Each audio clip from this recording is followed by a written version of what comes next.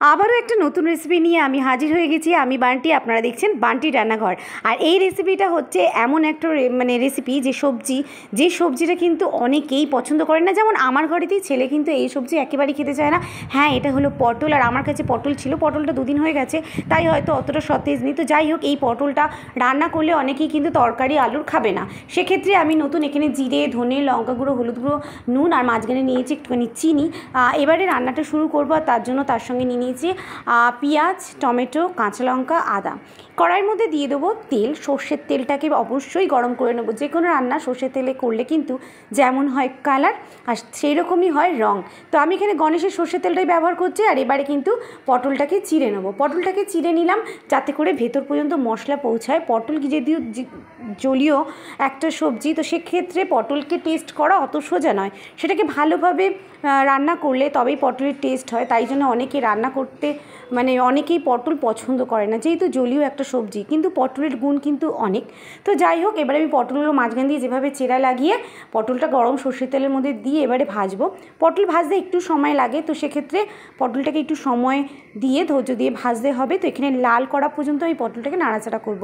একটু ভাজা ভাজা না হলে কিন্তু আসলে তরকারির কোনো টেস্ট হবে না, যেহেতু আবারও বলছি পটল জলীয় সবজি, সে কারণে। এবারে পটলটাকে আমি ভাজে থাকবো, নেড়েচেড়ে ক্রমাগত নেড়েচেড়ে গরম তেলের মধ্যে এটাকে নাড়াচাড়া করেছি। দিয়ে দিয়েছি একটু হলুদ। প্রথমে হলুদ মাখাইনি, নুন আমি দিইনি পটলে, প্রথমেই দিয়ে দিলাম হলুদ। হলুদ দিয়ে কিছুটা নাড়াচাড়া করার পর অল্প একটুখানি নুন আমি অ্যাড করবো, অবশ্যই লাল হয়ে যাওয়ার পরে। আগে নুন দিয়ে দিলে কিন্তু পটলটা লাল চট করে হতে চাইবেন। এখানে আমি পোস্ত নিয়ে নিয়েছি গোলমরিচ।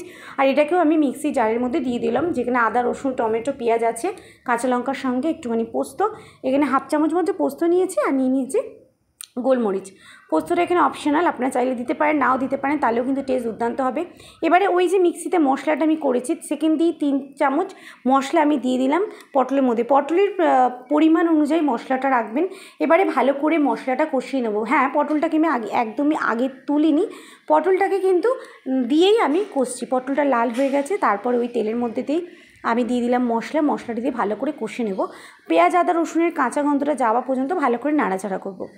আর এবারে যত কষবো তত কিন্তু তেল ছাড়বে। প্রথমেই এখানে আমি মশলা অ্যাড করছি না, একটু পরে এর মধ্যে রেগুলার যে মশলা আমি রেখেছি সেটাকে অ্যাড করব। তো মশলাটাকে দিয়ে ভালো করে কিন্তু কষতে হবে পটলটাকে। যখন তেল ছাড়বে ভাজা হয়ে যাবে মশলাটা, ঠিক সেই পর্যায়ে কিন্তু বাকি সব ইনগ্রিডিয়েন্টসগুলো আমি অ্যাড করব এখানে। আর দরকার হলে একটু চাপা দিয়েও ভাজা যায়, অসুবিধা নেই। এখানে পটলটাকে আমি চাপা দিয়ে ভেজে নেবো, তাতে পটলটাও যেমন ভেতরে মশলাও ঢুকবে আর পটলটা খুব তাড়াতাড়ি রান্না হয়ে যাবে। এবারে যে রেগুলার মশলা রেখেছিলাম, নুন, চিনি, ধনে গুঁড়ো হাফ চামচ, জিরে গুঁড়ো হাফ চামচ, তার সঙ্গে লঙ্কা গুঁড়ো, সেটাকেও দিয়ে দিলাম। দিয়ে এবারে আবার কষবো, ভালো করে কষতে হবে মোটামুটি। যেহেতু মশলাটা শুকনো, আমি অল্প একটু জল দিয়ে কষবো। আর দিয়ে দিয়েছি একটু চিনি, আর এবারে দিয়ে দেবো দই। মশলাটা কষা হয়ে গেলে এর মধ্যে দিয়ে দিলাম দই আর অল্প একটু চিনি টেস্টের জন্য। দইটাকে এবারে ভালো করে আমি নাড়াচাড়া করে নিলাম। দেখতেই পাচ্ছেন যতটা দই দেওয়ার পরে তেল আরও বেশি ছাড়বে।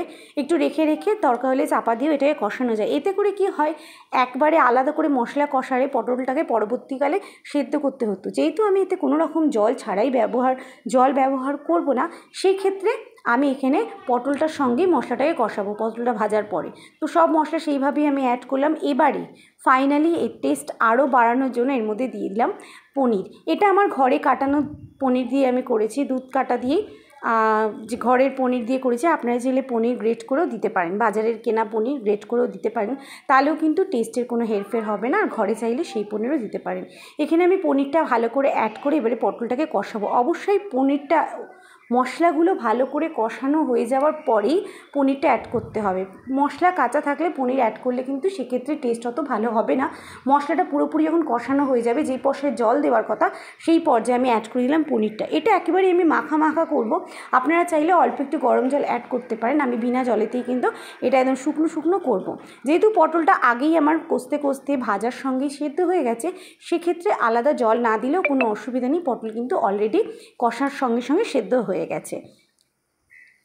আর এরপরে আমি এখানে আরও একটু পনির অ্যাড করলাম। এর কারণ হচ্ছে পনিরটা এতে অ্যাড করলে যতটা প্রয়োজন আর একটুখানি বেশি পনির আমি অ্যাড করলাম। এতেও টেস্ট দুর্দান্ত লাগবে, কারণ পনিরের গ্রেভিটাই দুর্দান্ত লাগবে খেতে। এইভাবে একবার পটল রান্না করলে বাড়ির সকলে কিন্তু চেয়ে চেটেপুটে খাবে।